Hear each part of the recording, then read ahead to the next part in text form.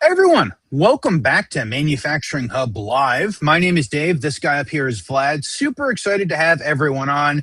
If you're following our friends from Siemens or perhaps Siemens Xcelerator, welcome to Manufacturing Hub for what might be your first time. If you guys are longtime listeners, absolutely thank you and welcome back. A couple of notes. If you guys are new here, welcome. If you've been here before, welcome back. If you have not been here, we love to have a lively, fun conversation every or just about every Wednesday afternoon with other folks working in this space. And we're really happy to bring Martin and Flemming on a conversation that's probably been like a year and a half in the making as Siemens Xcelerator has slowly taken over Siemens and marketplaces have continued to take over our life. If you guys have thoughts or questions or comments for Martin, Flemming, Vlad, or myself, please feel free to go ahead and drop them in the chat. We'll do our very best to answer those questions. And if we don't get to the questions or they're very technical in particular, we will do our best to get back to them after this show and conversation.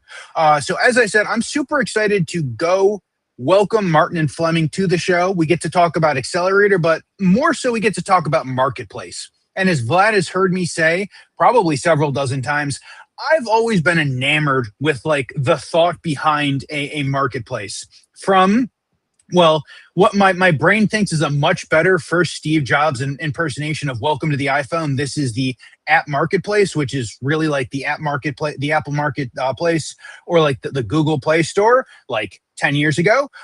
I have always thought that this is a fantastic idea, and I would love to go see it in the industrial space. And we have never been closer to paying that off.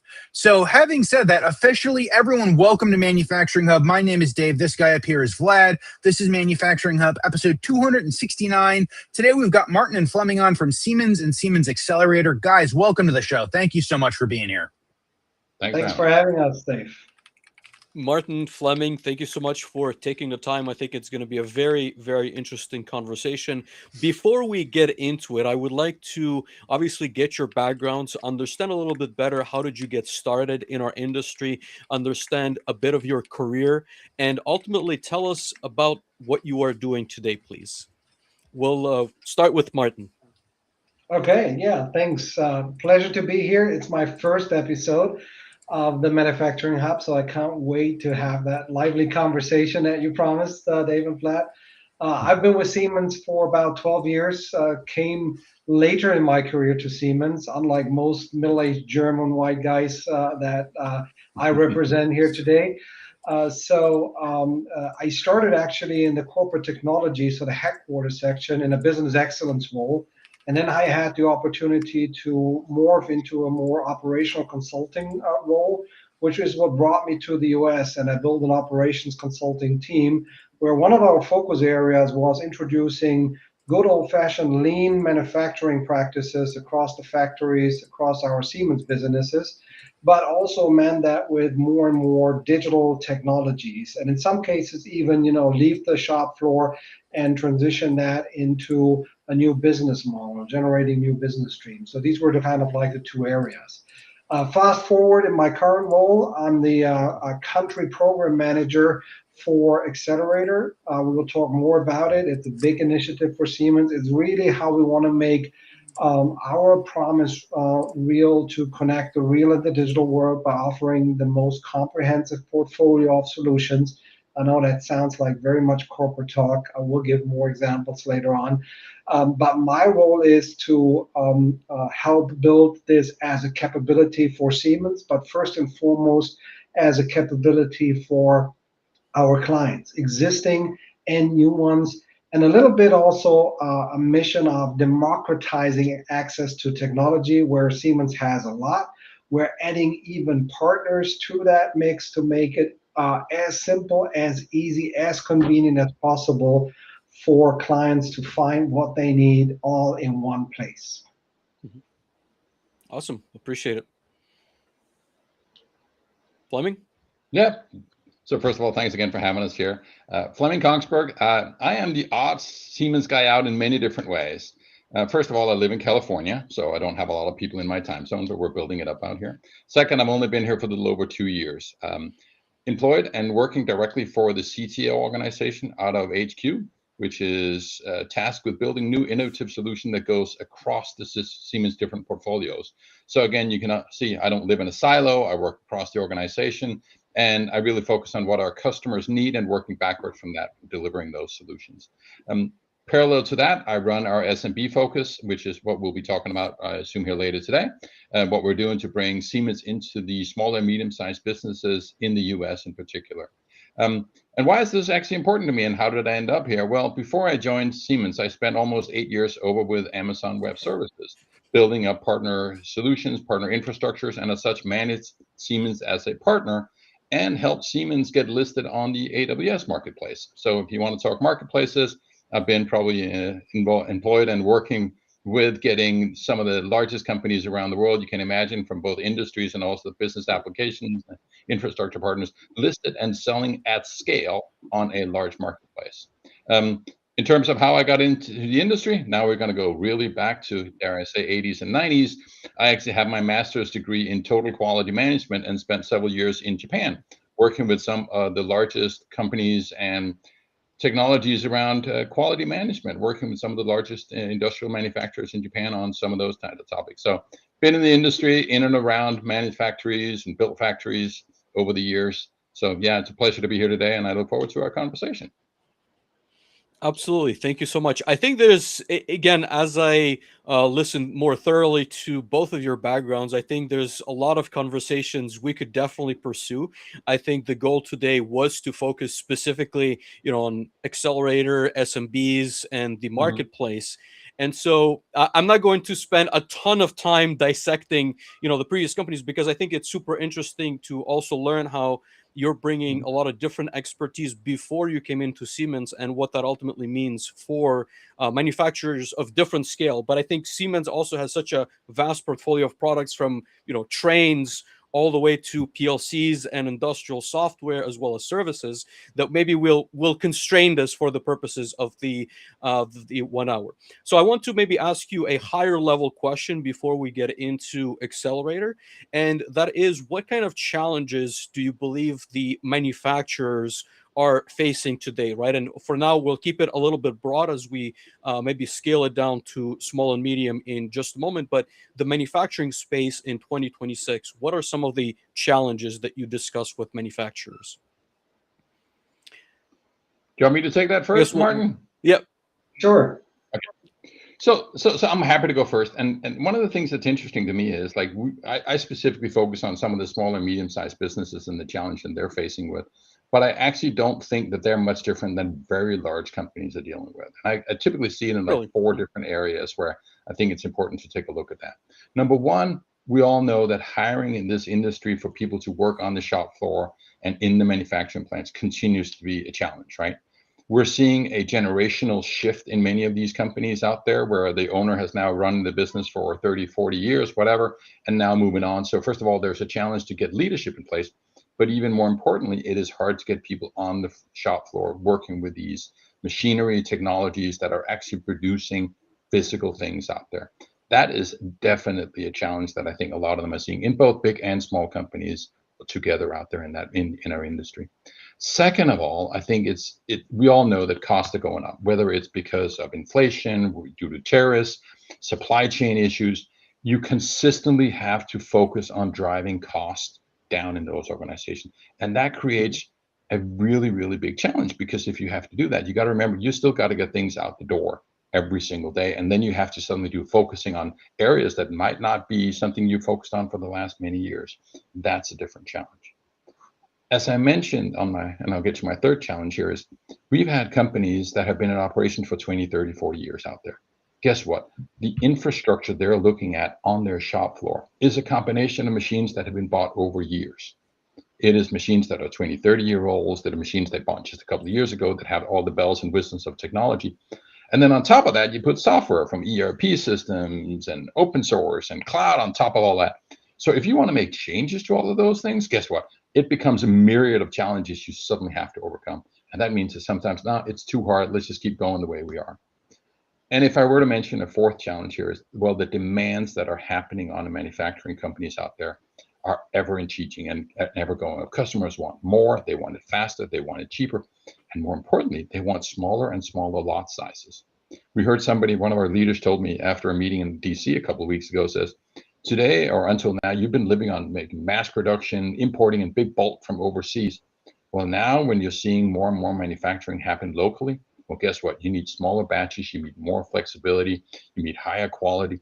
And as such, maybe every single large customer over the next couple of years will become an SMB because they have to operate at that smaller scale. So to me, those are the 4 challenges that we're seeing that I'm talking to customers and partners with almost every single day. Interesting. Martin, Well, what are your Flemming, thoughts? you did an excellent job, no surprise, covering the big ones. The only thing I would add, without repeating, is I think fundamentally the challenges in manufacturing today are the same as they were 10, 20, 30 years ago, right? Mm-hmm. Maybe the new quality coming is that back in the day, it felt and probably was in certain cases that you only had one issue to deal with at a time, and you had a little more time to figure it out. These days, it feels like the perfect storm because everything is happening at the same time. The workforce problematic that Flemming addressed, the huge speed of technology, innovation, and adoption expectation, right? While still dealing in a more and more unstable, perceived at least, environment. COVID was a big shock. I remember the just-in-time philosophy that got completely, thrown down after years and years of optimizing to the dot to build back buffers into supply chain based on that experience. So, to me, I think the big question for any manufacturer is how do we find the happy medium that allows us to be resilient enough to adapt and in some cases even predict early enough to stay competitive. Because if we get lost in being overwhelmed or spending too much time trying to fix one issue, you're already behind. And that's kind of like the definition of who will stay atop or will struggle moving forward. Let me ask both of you a follow-up on that front before I pass the mic to Dave, right? And I'm curious, obviously the listeners are trying to find opportunities and solve some of those challenges for their facilities and organizations, right? And I personally believe one of those moats is, of course, innovation through technology. But I'm curious if you see anything like specific, right? Obviously, like AI is changing that landscape quite a bit. I think that more and more companies are realizing the power of data when you're having these conversations, right? And let's say we put the question of personnel maybe not necessarily to the side, right? But there is that physical constraint, right? You need to find people, but ultimately you can maybe augment that through technology. Like, what are some of the opportunities that you either explain to them or see in the market as you're having some of those discussions? Do you want to go first this time, Martin, or do you want me to go first? Sure. Martin on stage. Where do I start? There's always opportunity, right? That's the flip side of every problem, issue, and crisis, which is the more positive way to look at it. Definitely, if you look at the capability that technology and technical solutions provide, if you think about automation, if you think about robotics, if you think about now AI, the toolbox became so fascinating. If I compare it to a kid in a toy store, where do you even start? There's so many things. The challenge is really to not get overwhelmed and pick the one that matters to you and make it count, because you can also waste a lot of time playing around literally with these. But that's definitely one area of opportunities. Leveraging the support both on the tool side but also on the skill side that are new and hitting the market with the generational shift, and create something new, better, more fitting for the challenges of our time out of this. I know it sounds a little bit generic, but I think really that is the biggest opportunity in what I see. And then it really looks different from industry to industry, from manufacturer to manufacturer, based on how big they are, where they are in their journey. So this is where the differentiation kicks in. But ultimately, that's kind of like where everybody tries to find the best angle how to tackle it. Gotcha. So well said. So let me add on top of that, because look, if you ask any kind of manufacturing companies, and a lot of the IDCs and whatever goes out and asks these questions, what is important to you? And the vast majority of them will say, yeah, we got to look at AI, right? But there's just one problem when you start with AI without having thought about how you want to use it. And that is that unless you have data that you take from your internal operations to add into whatever model and process you're building, you're just going to be the same as everybody else. You're not going to generate any kind of strategic advantage because you're using off data that everybody has access to, right? So if I were to say, if you want to start with AI, which everybody does, well, start it in a business process where specific knowledge isn't the requirement. Start with using AI to generate external material. Start using it to manage your chat bot that interacts with your customers, because that's easy to learn. You connect it to your email systems. But before you start using it on your shop floor and actually optimizing and doing your production, make sure that you collect your data. Make sure that you upload that data and visibility into whatever model you're building, and it doesn't really matter which model you're building, so that the foundation by which you start actually takes your competitive data and understanding of the market into account.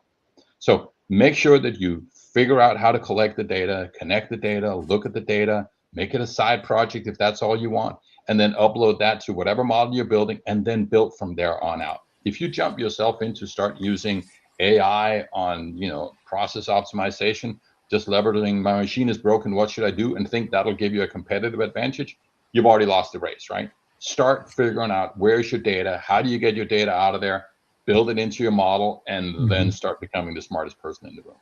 Okay? Yeah. Absolutely.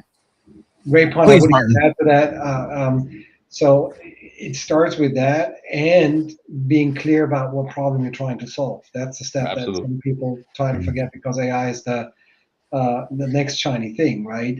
But it's like grabbing the tool when you don't know what tool you want to use it for. The best tool can't help you.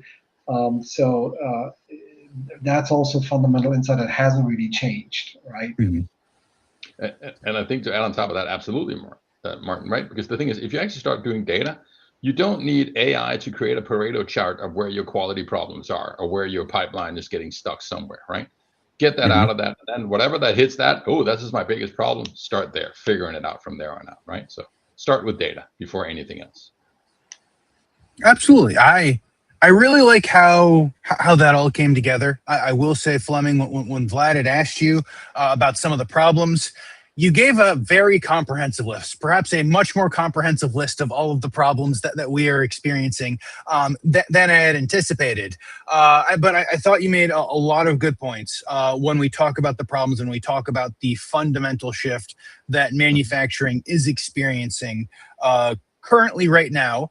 And to Martin's point, maybe not different issues than we have for the last generation or two, but certainly more of the issues and faster. And the drive of the high mix, low volume is certainly pushing all of those supply chains, is certainly pushing all of the internal machinery and mechanism and the need and desire to optimize, especially those change orders when we go from one area to another, to go back to, I think it was Martin's earlier lean comments.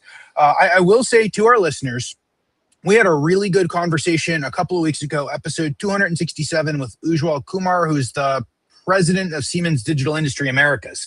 I think I got that correct. We talked a lot about deglobalization in large part because of the high mix, low volume that we're seeing and the need to go and produce more locally or more regionally. So if you guys are interested in that, please go ahead and check out that conversation. It was a fantastic conversation, to the surprise of probably no one currently here in this conversation. We'll go ahead and drop links to that below if you guys are watching live or on replay or on podcast show notes. And you just revealed my source of my data on where the things are happening. So thanks for pointing that out. Ujwal is clearly a leader in this space and the one with the finger on the pulse here. So absolutely. No, 100%. You in fact mentioned it, Flemming, and I'm like, this is probably where the conversation came from, and I can certainly direct people towards that. There are lots of problems, and I I'm sure we'll get into some of those problems and how those problems can be solved. But before we get into that, I want to talk about a little bit about Xcelerator and Marketplace before we talk about some of those solutions. And Martin, I know Xcelerator is yours. Xcelerator is your baby. You are helping reimagine lots of what we've historically seen as Siemens with the Xcelerator Marketplace. So give us the understanding of why a marketplace, give us the understanding of what Xcelerator is doing and how it's helping to move all of these different groups, internal and external, to Siemens forward, please. Sure, happy to try, but I can't take all the credit. Xcelerator is much bigger than just me. It's a key strategic initiative really for Siemens. And the official definition is our open digital business platform, right? And what we really try to do is bringing together customers, partners, and technologies in the most simple, easiest to navigate, and also operate, use way that we can imagine. Think of it as kind of like the connective tissue between all the hardware, but more and more also software, obviously, solutions, and data, to Flemming's point, across the whole factory lifecycle, all under one roof. The most visible part, the tangible thing that clients can interact with is the marketplace, right? So it's an online, accessible website where you find a lot of things. Marketplace is actually just a small component. There's a whole learning and educational part for clients, depending on where they are in their journey, to first educate and learn about a topic, an issue, and what is available, not just from Siemens, but in general, but benefiting from Siemens thought leadership. So you can find that there. There's also embedded a whole community. Siemens has lots of clients. We've been around for a while. We have lots of expertise across many, many industries and verticals. And we have active user communities, clients that use our products that also are on the marketplace, the Xcelerator platform, and exchange best practices. They share recommendations. So it's a huge source of getting into the conversation, and again, educating, but also doing your due diligence, finding out what works, what doesn't work, what is the best way to go. And then yes, it is also the marketplace as an online shop, I would say, where you can see certain offerings. What we're trying to do is to bring the full power of Siemens and our partners. We have more than 600 on the platform right now, to our clients in the form that they don't buy just an individual product, hardware, software, service, whatever it is, and then go to the next place and find out what else do I need, and eventually end up with a full-fledged solution. But we try to bring that on the marketplace and do that work for them, so they really can find everything they need, right? And some of it is, especially if it's software-based, software as a service, available to directly purchase, right? A small subset you can add to cart, pay with your credit card, download, and go. And this is mostly what is geared for small and medium-sized. Flemming will give you an example and talk more about that, to make the threshold as low as possible, the access as easy as possible to get started. So you don't have to buy a 5-year service ERP integration project. You buy one downloadable, executable file, install it, and go and have the first step. And obviously, you can scale and add and grow as you need based on your problems, your budget, whatever it is. So that is the marketplace portion. The stuff that you can buy directly, because we still have solutions that require a little more conversation, customization, integration. You still see, it's what I call the kind of like the shop window. So you find out, you can still learn. And in good old-fashioned, there is a contact us button, there is a request for quote, so you're not stuck. You can start a conversation. That's all part of that marketplace, where it's opening a whole different additional communication and interaction channel on top of, quote-unquote, just buying stuff to our clients, including our partner network. Okay. I I love that. And before we get into specifically the SMB side and come to you, Flemming, I wanted to come back to you, Martin, and just kind of dive more into the third party or the partner ecosystem. Because for me, and very candidly, and to probably the surprise of no one, I'm not shocked that Siemens can go put together some of these solutions, right? Siemens is probably, as an organization, the most complete automation vendor that exists in this ecosystem, in this timeline. But the part that impresses me is all of I guess, is the path for the third-party solutions and the desire to go host a bunch of different SME knowledge as part of these third-party solutions. So can you walk us through that a little bit more, please, Martin? Yeah, you captured it pretty well. So the idea was always to not just build a great store, but build a platform, including an open ecosystem of partners, the communities. We do have a specific developer section as well. So the way we look at the ecosystem is there are like three motions that you can assign to, make it work in terms of a concept in your head. There's the build, there's the service, and there is the sell. Right? Okay. And partners can be active in one or any combination, and several or all three of them. And this is to acknowledge that there is such a wide expertise that Siemens would like to bring to the comprehensive offering of our curated portfolio. Because as big as we are humble enough to acknowledge that we don't have, the solution for each and every problem out there. But in combination with partners, it makes sense for clients because they might need an integration service. There might be a company that already has an API that is not accessible right now from Siemens, right? And because it is already available through a partner, why should we redevelop and reinvent it? So it's a win-win. In some cases, it might be even service. We're trying to really service and offer everything countrywide, and as much locations that we have, there might be partners. Think of it like a service network. We're a car shop. You want to get to the one that is closest to you. So there are a lot of benefits, and we also want to invite the partners to benefit. It's not just transactional, for a Siemens win, but they basically get an additional go-to-market channel. They get that visibility. They're not required to always have a quote-unquote Siemens component in what they're offering. They can sell directly, right? And the beauty of such an ecosystem play is that it makes it hopefully more attractive for everybody because suddenly you have connections, outside Siemens involvement. And that sparks co-creation ideas, that sparks new partnership, and that makes life better for everyone. So partners are really a key component. It's where the power of the networking and the ecosystem really happens. It enlarges the portfolio, the solution portfolio, and it gives much more access to bigger and brighter source that you can use to address and solve your problems. So can I jump in just for a second, even though this is Martin's section here?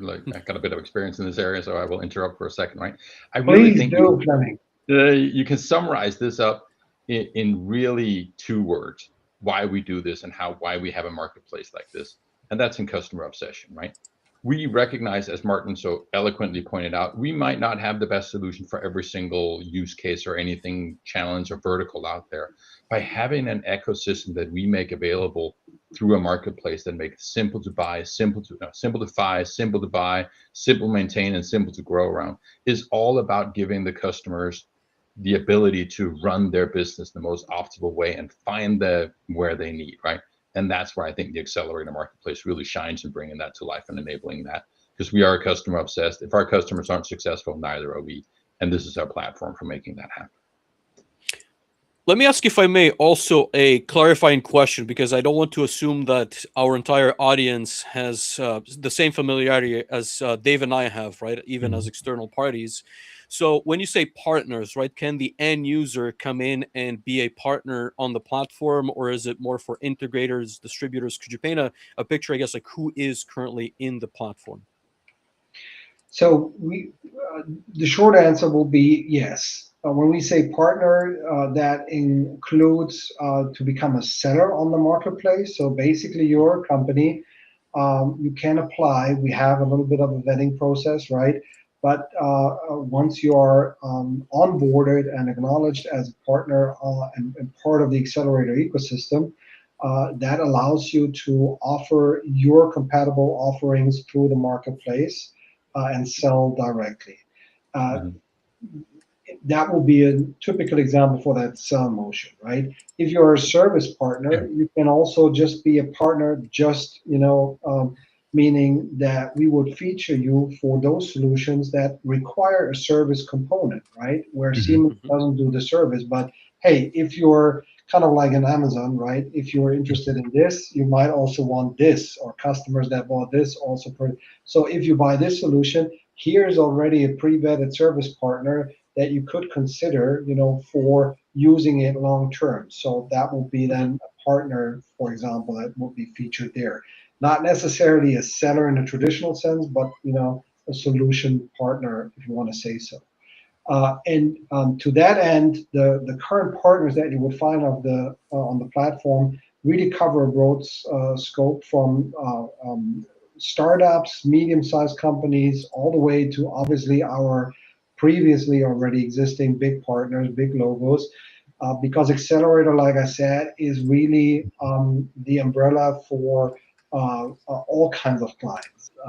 The ones that we already had, large corporations, all the way to new ones, SMBs. The marketplace as such makes it easier for clients that don't have an established Siemens relation to get in touch.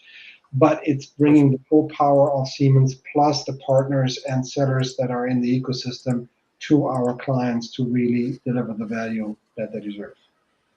Excellent. Understood. Second question, right? So you've mentioned this a little bit. There is obviously an emphasis on the software side, but I'm assuming you can also find out more information, and I'm assuming there's more guides on the hardware as well, right? Because there's obviously a lot of hardware involved in manufacturing. Could you paint us maybe a bigger picture of what one could expect by going to Xcelerator and what is covered within that portfolio? Yeah, everything is the one-word answer. So absolutely, hardware is part of it. And by the way, we should have mentioned there's, if you want to go and check out and take a look yourself, all you have to do is type www.siemens.com. That's how easy it is. And this will give access to everything I just explained earlier, the thought leadership, the educational part. There is a little section called the marketplace, and all the products that are available are featured on what we call an offer detail page. And if it's available for an online transaction, there will be a button, add to cart and checkout. If it's a more integrated solution that requires some more sales interaction, right, then it will be a request for quote or contact us button. So that's how you see the breadth of the portfolio. But absolutely, the hardware is on there, the software is on there. What we really want to enable and add more and more of is these packaged solutions, again, across the Siemens portfolio. So from our smart infrastructure to digital industries, right? Maybe even mobility or Advanta as a service organization, but also with our partners, so that we really have the comprehensive solution together, pre-packaged, if you want to say so.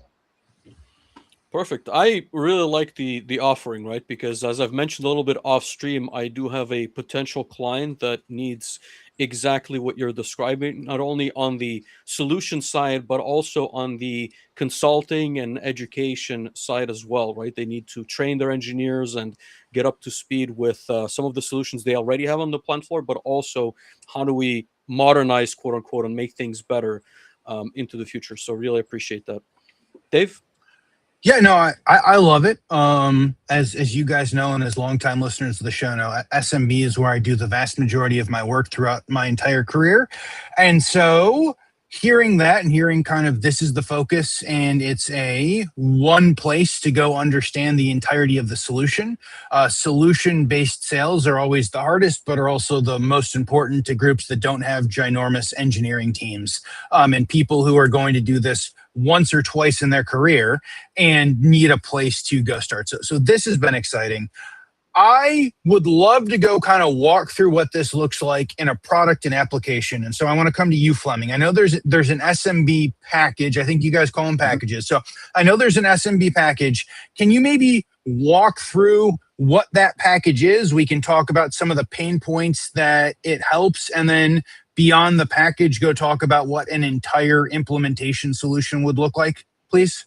Sure. Absolutely, more than happy to do that. So before we all got started looking at the SMB, we, of course, as I just said, we're customer obsessed. So we started talking to a lot of customers, did a lot of survey through third party, listened to IDC and all that kind of stuff, right? And what we learned as we kind of went through that is that there's a couple of challenges out there. First of all, the biggest challenge, as I mentioned early in my opening pitch here, is that what is really my performance data? What is challenging me out there, right? Other challenges we looked at is things like quality and scheduling and all these fancy things that we're all dealing with right now. But really what we're told is like what also is known as OEE is really what's causing a lot of these companies to go focus on it, right? So the challenge that then gets started with that is that all of that in Siemens and how we talk about that is what's called the industrial edge, right? The ability for us to manage production at the edge, connect to devices, get data, understand what's happening, et cetera, et cetera. But we being traditionally a large enterprise customer, offers that through another one of our marketplaces, the Industrial Edge Marketplace or a hub there. And we give customers hundreds of different solutions that they can go choose from. There you go. There's an Industrial Edge box there, right? And we give them all the ability to pick and choose exactly what they want to do. Mm-hmm. But let's step back to the challenges of an SMB customers.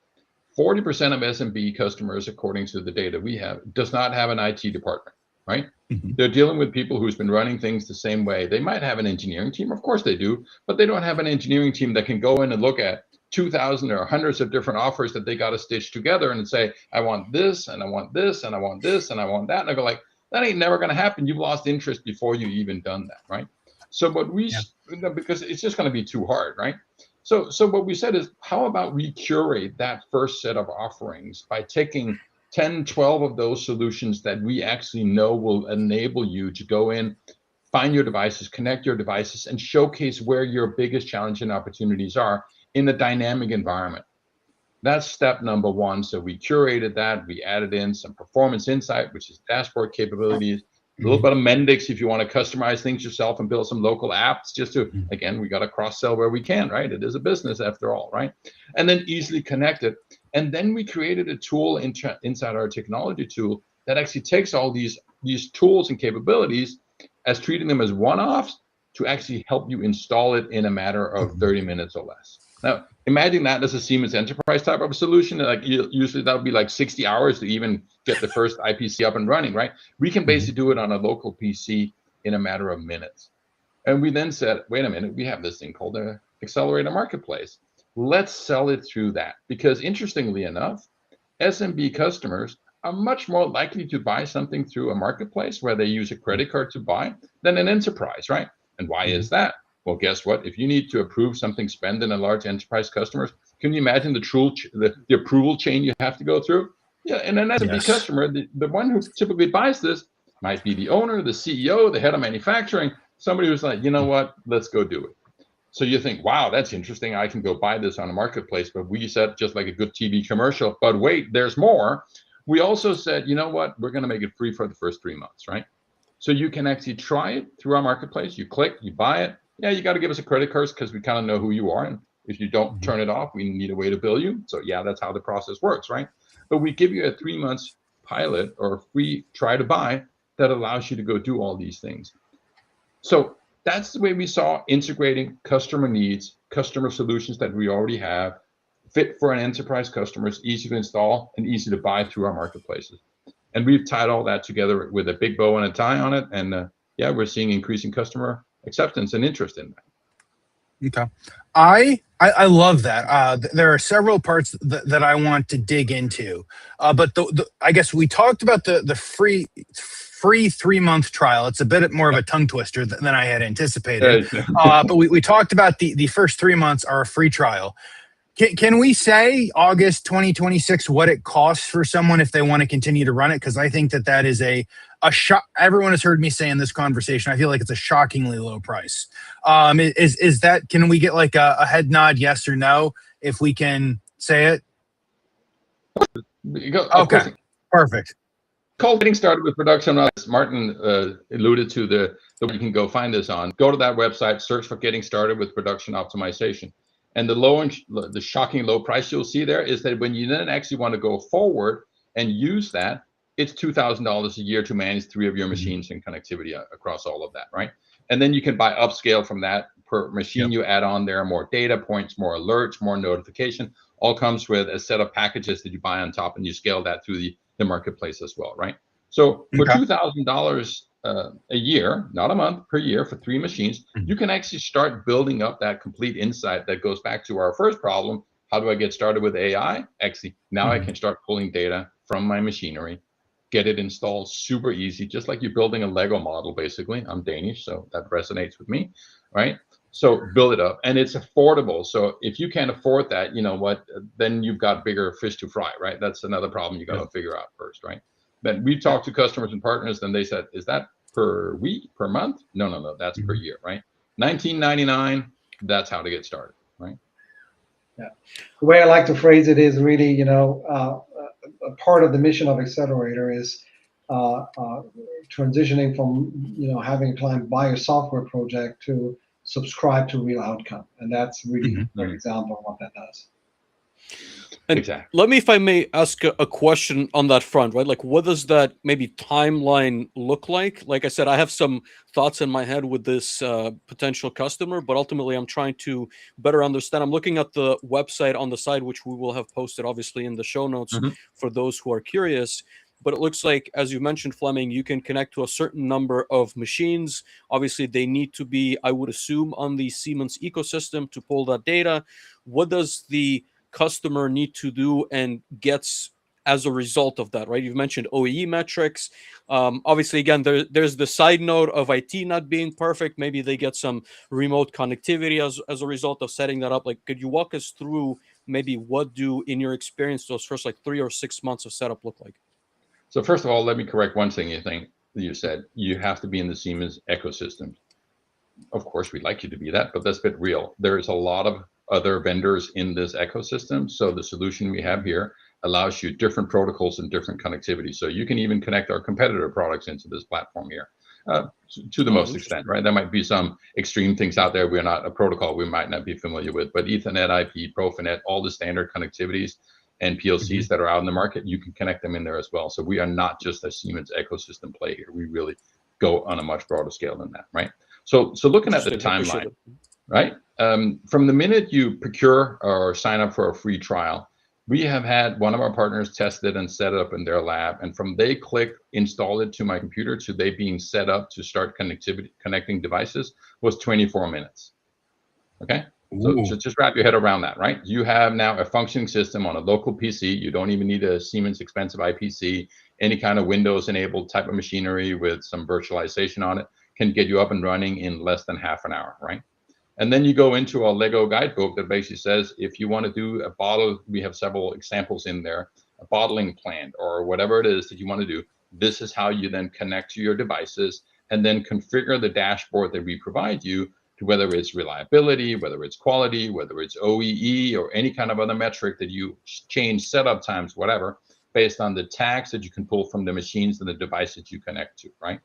And then you set up, well, here are the bands, here are the connectivity. If my quality goes above a certain timeline, I want to get a notification. So we provide you a notification capability, either through your phone or through your email to connect to do that. Now, typically, as I said, historically, I think the data we showed, that's about a 60-hour committed effort, typically using a partner to do that. We now, you can go do that in a matter of hours, right? And even better, you don't need that specialized skills. We actually have one of our partners who put a new intern on that had just hired off the street a couple of weeks ago, and they installed it, and he was able to do that, right? So this is really, we're trying to make this as simple and as short-term as possible. Now, for most customers, I probably, because we are an oriented organization, I would probably work with my typical partner that does my installations, and Siemens partners galore know about the solution by now. for them to help you and make sure that you are operating and setting up all the various quirks and security profiles that you need to do, that we teach you about. But we're talking about a matter of days at the most before you get up and running. For the best, maybe a day or so dedicated with somebody who has the connectivity, and it does not require any kind of downtime in your manufacturing facilities, right? Which is, again, another big benefit. I appreciate it. Mm-hmm. I love this, and let there be known, Vlad, the next time you and I get on, I'm going to put on a 24-minute timer, and we're going to run to see how quickly you as Vlad can install it. There is a 24-minute baseline. Chad, if you're listening, I want above or below. If we can get odds on Vlad successfully beating the current 24-minute mark. Awesome. And then Martin has passed us another really good link that we'll go ahead and thank you for that, Martin. We'll go ahead and throw in the chat, and we'll go ahead and make sure that it makes it to the show notes if you guys want some more information on this. I guess I'd like to kind of continue that thought and that process of someone is like, yes, I want to do this. And maybe it's that intern. I've seen several interns at various groups download free trials. And shocking how much they can accomplish in a short period of time. And I think it's an amazing way to give them visibility and the value for an organization, especially a smaller organization that doesn't have, a lot of connectivity or a lot of OEE screens or something along those lines is tremendous. Most groups maybe wouldn't believe what value can be seen above that. So Dustin, thank you, Dustin. Dustin is going over. Dustin is going over 24 minutes, Vlad. Appreciates some ribbing from a fellow Canadian to a fellow Canadian there. So thank you, Dustin. Having said that, Flemming, go walk us through what it looks like on the partner side, right? And so, of course, if you're going to go deploy this and maybe there's some networking, maybe we need IPCs or maybe we need to provision a server in order to be able to go ahead and run this. Is there maybe a success story using this or using something similar that you can walk us through? So we got plenty of those, but I think the most important thing is that we are currently working on, I'm not going to say we're in a pilot, we're in a limited release with a number of partners who we're working very closely with, right? So these are companies like AWC, it is Prolim, it is Electromatic who's in there. And the reason we're working with those set of partners is that very often you get to a situation, as you said, yeah, we get the software, but you know what? I need another set of hardware. I might need a PLC that can do these things because I'm just setting it up, right? So the first thing I would do is go check the solution out, see what the features, look at our website. Is this really what you need? Are these the kind of offers that you do? And then go talk to one of our partners, as I just mentioned. They're listed on our website, the ones we have the closest relationships with. Give them a call, right? Have a chat with them saying, hey, have you got any experience installing this with them? And we have several, some of them confidential, so I can't really share names here, right? It is what it is. But have a talk with them and say, how can we set you up to come maybe help us out, set it up, help us with the procurement process if needed. Typically, you won't need that, but it could be there, right? And then set an engagement that helps you kind of manage through some of those bumps you might hit in the road and get up and running, right? And several of our partners are doing that right now. They're working directly with leads that were provided to them, and they're finding their own leads as well and setting it up, right? And if you recall, maybe you were at our Automate session. I'm not sure whether we took you up to our site. We actually have one of our partners who built a cabinet specifically built for this SMB market with a PLC, some security devices, some in and out devices that you can actually now almost pre-install working with them, the software on that device, and you get a hardware box delivered with a solution we're talking pre-installed on that and get it up and running, right? So we're piloting that and we're setting that up, right? So absolutely. So that's the process. You can go buy it directly. You can do it yourself if you want to do it. If you have some roadblocks, you can open up a case. You can talk to our community that we've set up around this as well. Or you can talk to one of our partners that I'm sure will be more than happy to help you to get it over the final stages and get you up and running. Yeah, absolutely. I think, and again, as I mentioned a little bit earlier, very interested in finding out more, as I do see an opportunity for one of my potential clients to implement something like this. So I will potentially report. Obviously, we need to keep some of the stuff confidential, but would be looking to report on how the process looks like. As a follow-up, right? And Flemming, you made this point a little bit earlier, which surprised me, right? And that was that there is not a whole lot of difference between the very large enterprise and SMBs. I guess I'm seeing a little bit differently, right? But my experience is a little bit, I would say, like limited from what you're seeing with all of the partners. I'm curious maybe to revisit that point and how do you see the growth enablement of small and medium sized companies as they deploy solutions such as this, right? So I guess my angle is more, I would say the transformation is probably a lot less drastic at the enterprise level, although it's still there. But these companies, again, as you mentioned, they don't have connectivity, they don't have good IT, they have a lot of, I would say, at least not necessarily fundamental, right, but still different, slightly technological challenges than large enterprise. So I'm curious to hear your thoughts on what does the transformation for them look like? First of all, you're absolutely right. There are, of course, differences, right? I think really one of the biggest differences is the bigger you get, the more customization and specialization and skills do you have within your company to drive change, right? But the question you guys have not asked me yet, and I always keep waiting for that because I'm prepared for this, is how do you define an SMB, right? Is it in terms of revenue? Is it in terms of number of employees? Is it in terms of, how many units you produce, whatever? How do you define that, right? We've actually taken a completely different approach in how we define SMB here, which surprisingly our marketing team actually liked. It blew me away because we really look at an SMB is a customer that do not have the skills and experience to handle complex environment changes and digital transformation. It's the companies that don't have an IT organization. It's the company that hasn't really touched anything digital for a number of years and hasn't really done things. And those companies can be both small in terms of size and large. We were dealing with a company the other day that we're still dealing with that we came in that has like 900 devices over 17 different locations. And I just talked to the partner who's helping us with the introduction there. And he came back to us and said, we have another problem here because 90% of those machines they have on that shop floor are 30 years or older. Zero connectivity, right? And guess what? They're in a space that you do not want failures to happen just in case you head into the airport, you'll use one of those devices later, right? That's the industry we're dealing with here, right? Be very careful in what you figure out there because these large companies, they might have the exact same challenges of lack of connectivity, lack of internet, lack of, kind of networking all at all, and survive on intrinsic knowledge that has been delivered over years and years of people on that shop floor. That's what I'm saying. Large and small companies, they face sometimes the same challenges.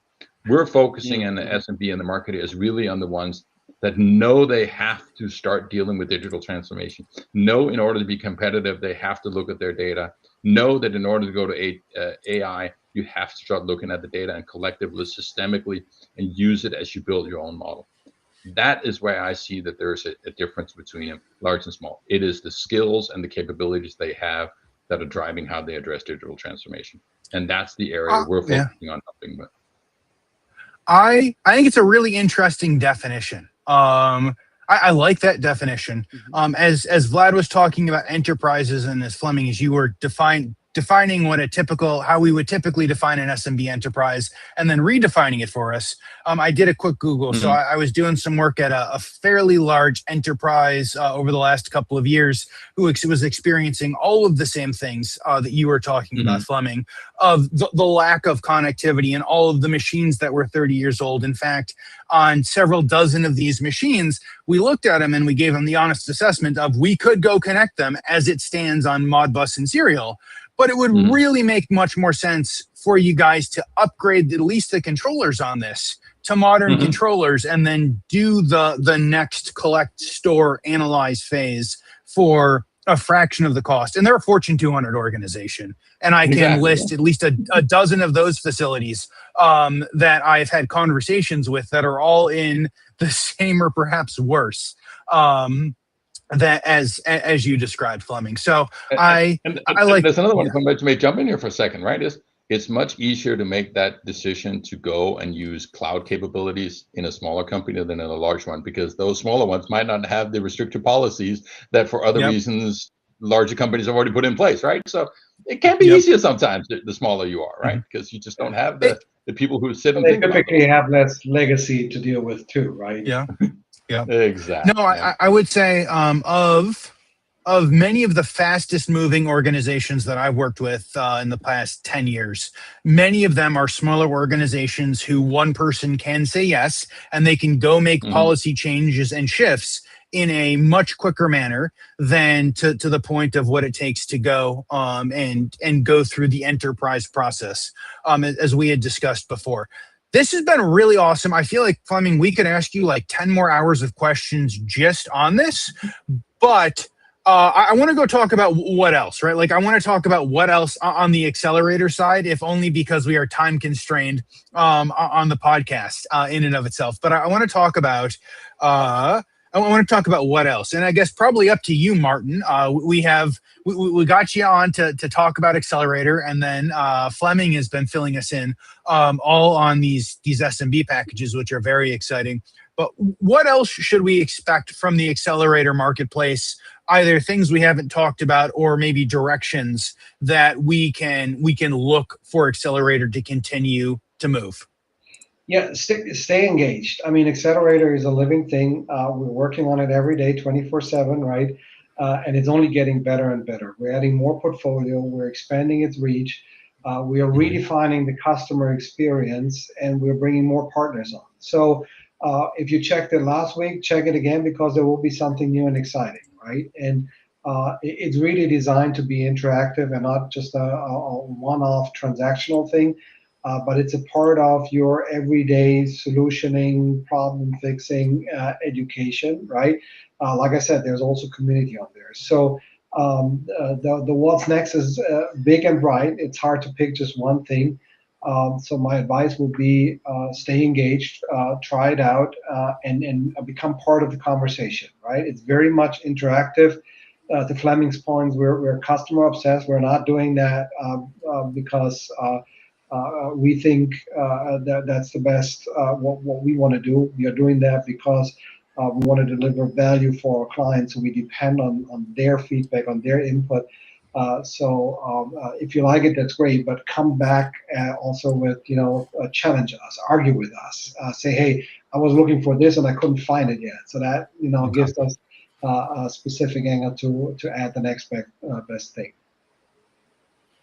Oh, really appreciate that. Thank you. Like I said, super interesting. And good point, Flemming, on making that definition, right? Like, as I think a little bit at some of my customers and interactions, and again, contrary a little bit maybe to Dave, I came from very large enterprise, right? I used to do work for Procter & Gamble and Kraft Heinz. So for me, it's just very large corporate environments. And so for me, the definition maybe remained a little bit ingrained. But as I start having more and more conversations with even larger groups that experience some of those challenges, I need to get better at navigating maybe some of those questions and putting them in a different bucket than I originally anticipated. Despite them being, multi-billion-dollar organization, they may have some similar challenges to the usually, I guess, smaller and medium-sized companies. But yeah, appreciate the definition. Appreciate the feedback. Dave, do we have any last, I would say, comments, thoughts, or questions? I know that obviously we can take this in many directions, but what are your thoughts? Honestly, guys, I love this, and I am excited to, go have Vlad download this and install it and see how it goes. My last install, as Vlad will tell you, was multiples longer than 24 minutes. So we'll let Vlad go and install this and let us know how it goes. And I'm honestly really excited to go continue the conversation. Once this has made it to a number of clients, and then going to see what other SMB focused packages are.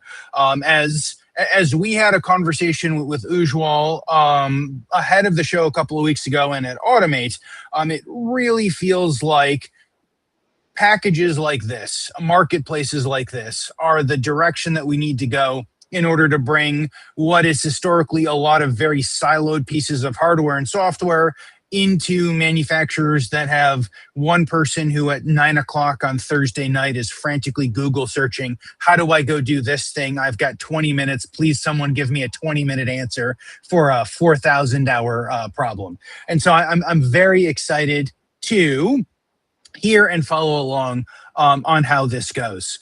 But before we let you guys go, I do want to ask you both the last questions that we get to ask everyone. And our longtime listeners of the show will know that the first one is my absolute favorite.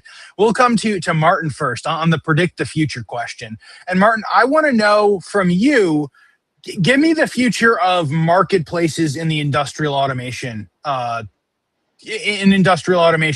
over the course of the next 2 to 3 years. Are they going to explode in popularity? What does that look like?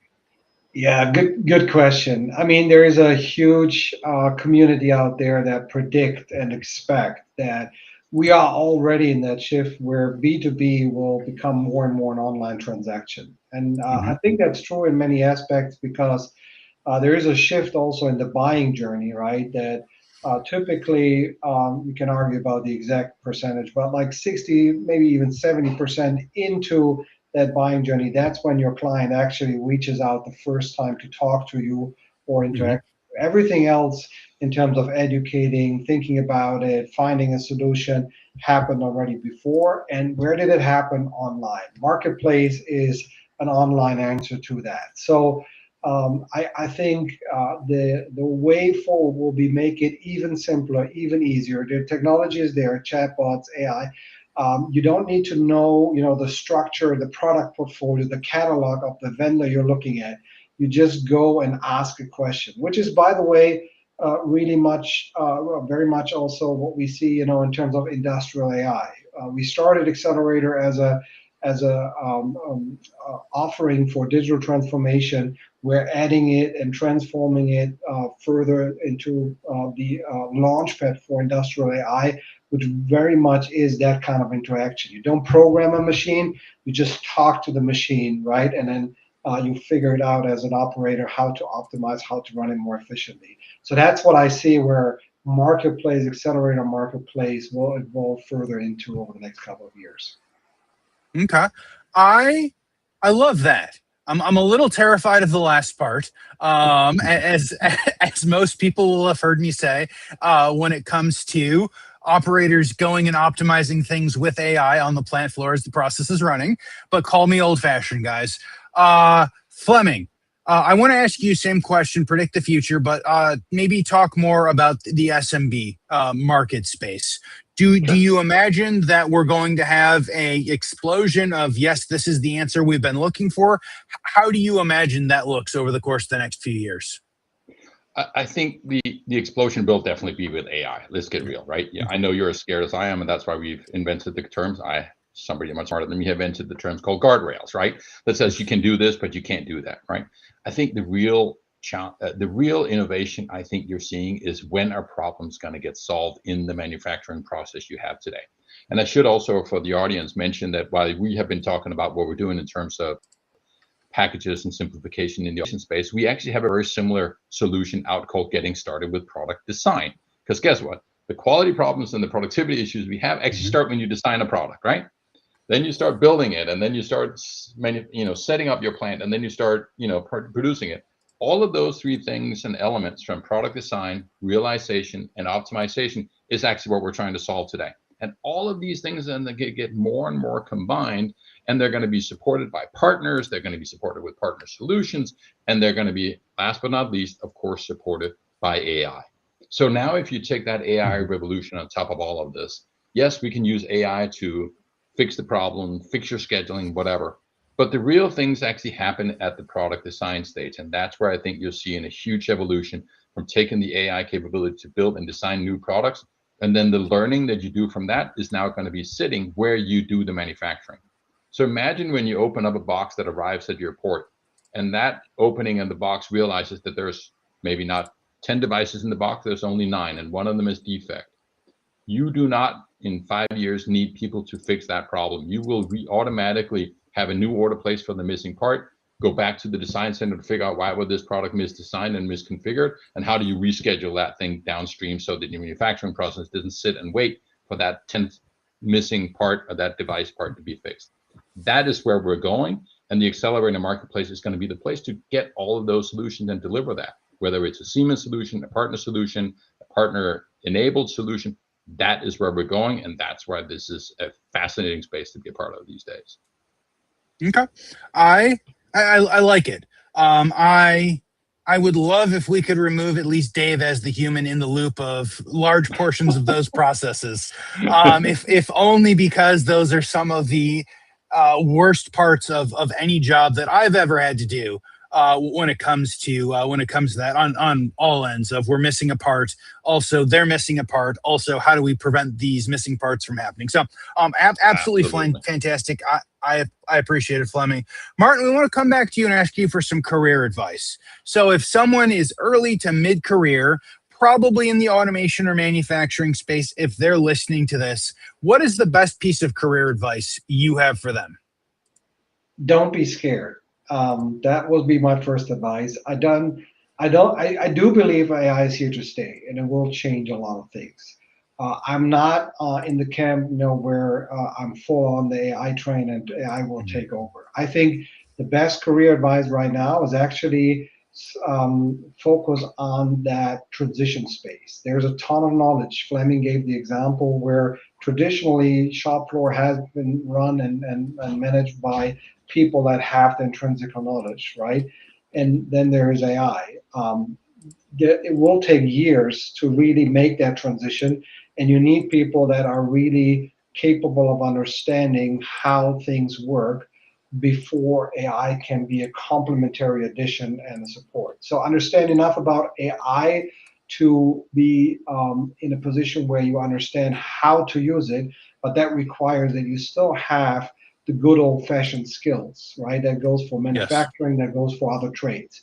So if you can manage to combine those two and help with that transition, I think then you're in the sweet spot of having more demand than you can respond to in terms of where your services are required in many, many different areas over the next couple of years.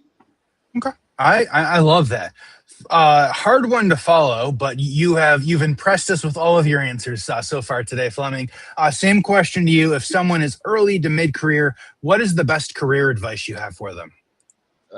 I got an advice early on that I've actually never had a problem meeting up to, and is don't ever walk into a room thinking you're the smartest person in that room. Yep. Always be the second dumbest, right? You don't want to be the real one, but try to be the second dumbest person in the room, and then don't be afraid of asking questions, right? Ask any kind of question that comes up. I guarantee you 9 out of 10 times you're asking a question that somebody else wished that they had asked and they don't know the answer to. And the cool thing about the tools we now have available is that use the tools to figure out what questions to ask, right? You know, be the HR person who sits in the back of the room, listens to software-defined automation, having absolutely no clue what that is. And by the end of the meeting, you define and develop the solution using Claude Code to deliver the solution in an hour and a half, while the executives have debated whether we should go path A or path B. Be that person, right? Be the person that is not afraid to ask the questions, not afraid to experiment, and get your hands on as many tools as possible and figure out what works for you. And then just be that person that asks the questions and learns every single day. I love that. Both absolutely fantastic pieces of advice. I guess fantastic pieces of advice all the way around. Thank you guys for that. If you have more questions, Flemming needs to go first next because that just throw me under the bus every time. Great. Well, I was in fact going Never to would come I to do such a Flemming. thing, Martin. I was in fact going to come to Flemming. Hopefully, he won't drive the bus over you as he's answering the question this time. But I know you've got a book recommendation for us today, Flemming. What is it, please? I will, by the way, just before I answer the next question here, and I will give you a book recommendation. I saw these questions in advance. You might ask me these questions, and I asked a lady on my team called Audrey, what kind of advice should I give her? And she gave me what I just said. So I stole this from somebody much smarter than me. Back to my question, be the second smartest person in the room. Audrey does need some credit here. This is what she said to me. Okay, in terms of books, I actually have it sitting here next to me, right? Because I'm both a history buff and also a technology buff. And if you haven't seen this book yet, it's called Nexus, right? By Yuval Noah Harari. It's actually the book that connects everything from we were writing things on a stone tablet to now using AI. I've just started about a week and a half ago. So as you can see, there's a couple of pages to go here, right? But to me, that's just fascinating about how do we go from not being able to communicate to now being able to sit and have a conversation with a philosopher at your desk using your phone with somebody who died millenniums ago to understand how they were thinking about things. This book tells you the answers to some of those questions. And to me, back to my questions, let's start asking questions. And this book definitely asks questions that I definitely hadn't thought about before. Okay. Very I interesting. love Thank that. you. Yeah, that's a very deep answer. Thank you for that, Flemming.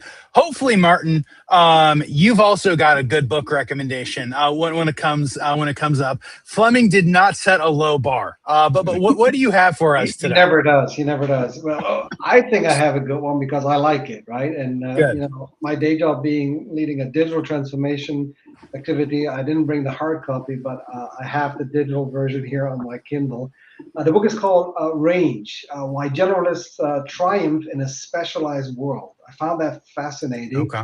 Ignore that the last name of the author is Epstein. That's just confusing. His first name is David. But I think it makes a really interesting point, because traditionally specializing is how we build everything, right? And that was always an advantage.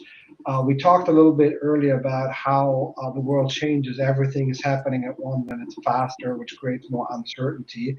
And there is some compelling, not just anecdotal evidence, but scientific studies that if you don't specialize too much, if you actually change different areas, try out things, so kind of like a more generalist approach, that might be a better way to prepare yourself for dealing with this kind of uncertainty and become more resilient, because you combine more experience. The more specialized you are, the more perfect you get for one very narrow set of conditions. But if the conditions are, volatile and change, then it's good to have more in your toolbox. And I think that's also something that, especially going back to that career question, this generation has to figure out. Specialization still has its value, but it's going back to finding that happy balance.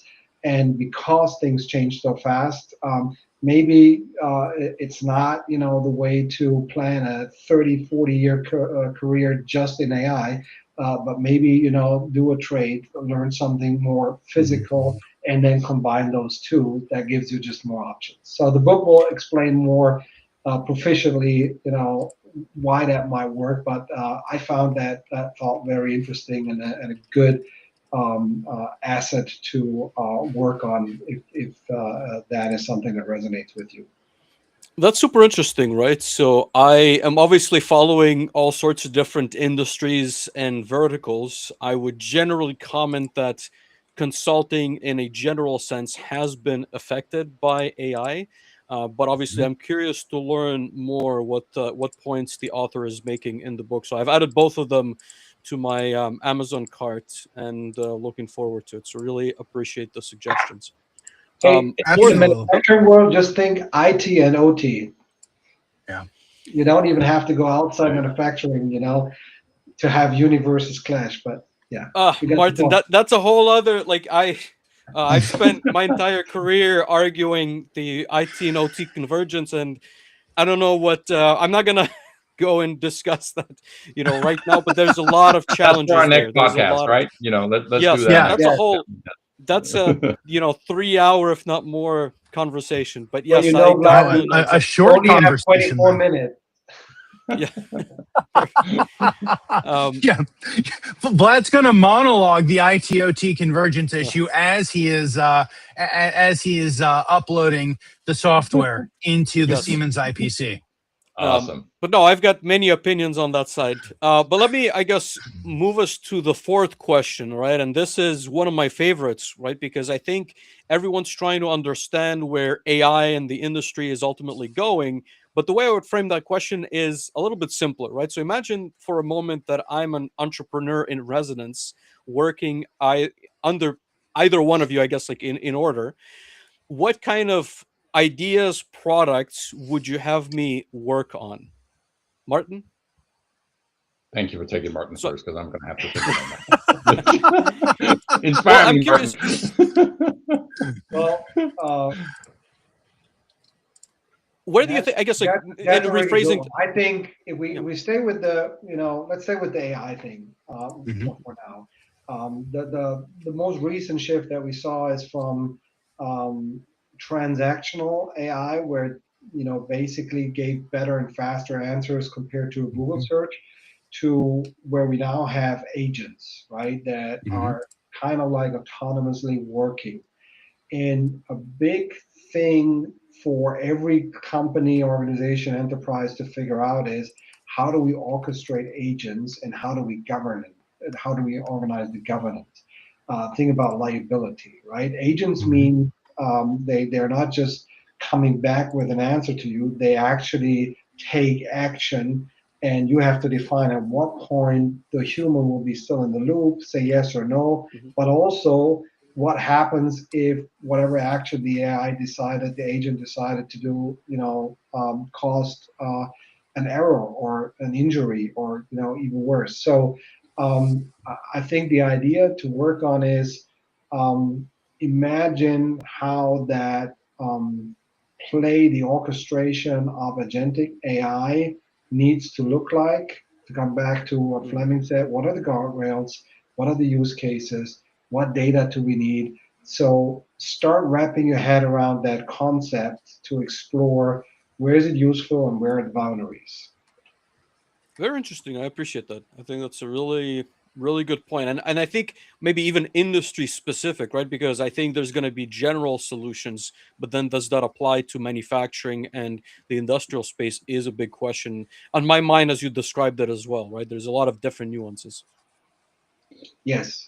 And I think accountability is what I'm trying to describe. Where does it start? Where does it end? Once we cross that line. Yeah.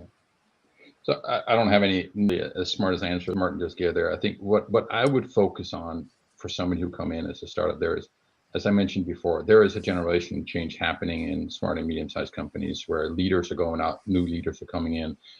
I would focus on building tools and capabilities using AI that will attract a younger generation to go into this industry. Because at the end of the day, I can't remember who said it earlier on, you got to have a job now that requires skill and a set of capabilities, and potentially with physical environment out there. Somebody once recommended, I can't remember who it was, become a plumber if you want a job that lasts for a lifetime in this day and age, right? I'm not sure that's the recommendation I would give, but build a solution that allows the younger generation to be attracted to this industry, because we cannot replace people in the industry here. Just try to challenge your AI engine something when you get an answer you don't agree with, and what you get back, oh, sorry, yeah, I didn't know that. We will be in that world for another period of time. It will definitely get smaller and smaller, but I ask questions every day and I have better knowledge than the AI, and I challenge it and it goes, yeah, I missed that part. That is the experience of people who has been in the industry or in a job for 20, 30 years, or have an interest in an area that they can push back and understand that. We will not be in an area that's fully responsible. So I would really have them focus on, how do you take that and capture that generational knowledge and pass it on as fast as absolutely possible, and then give the tools to those younger and newer employees that comes into our industry to be that smarter than the AI engine. And how do you do that? I don't have the answer to that, but that's something we got to figure out to close that gap as soon as absolutely possible, or we'll be in a world of hurt going forward.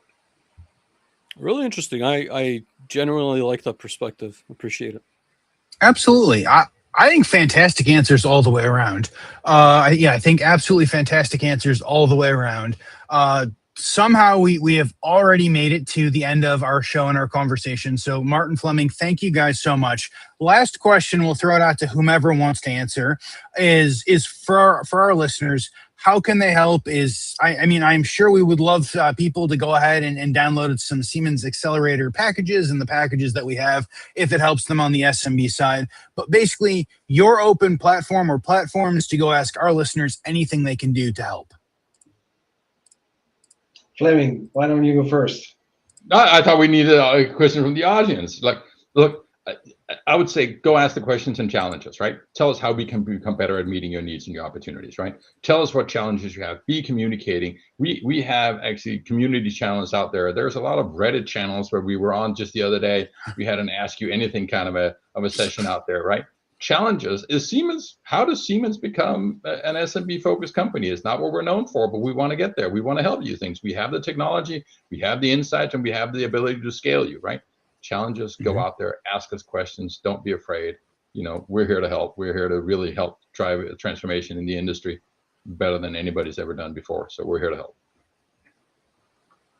Yeah, exactly. So if you're a plant manager, operations leader, go check out the marketplace, right? Probe it, ask a question, challenge us, or reach out, tell us what we still need to add, what we need to improve. If you're an independent, software provider, developer, vendor, join the community, join the conversation, right? And we really love to hear from you. We are customer obsessed, but that only works if we actually, have customers to be obsessed with as a counterpart in that fun interaction. So. As Karim, who is one of our audience here, said he needs training for PLCs. If you're not finding it on the Siemens website what you need in order to do that, yeah, we've got a problem, right? So just keep those type of questions coming, right? Yeah. Hey, Karim, if you're still listening, check out Eigen Engineering Agent. That's a new product, AI-based. So that will actually allow you already with very little programming knowledge, like you talk to Claude, like you talk to JetGPT, to tell what you want your PLC to be configured for and how to do it. Eigen Engineering Agent, it's on the Xcelerator Marketplace. This has been fantastic. Martin, Flemming, thank you guys so much for spending some time on this Wednesday afternoon with us. If you guys are watching live, or if our listeners are listening into podcast format, if you guys are watching live or listening after, especially on LinkedIn, please make sure that you're connected with Martin and Flemming. They are tagged across all of our posts, and they are tagged on the event. If you guys are not, please feel free to go ahead and follow the links and go connect with those guys on LinkedIn or anywhere else that you would like to. And while you're doing that, make sure you're following Manufacturing Hub as well as Vlad and myself.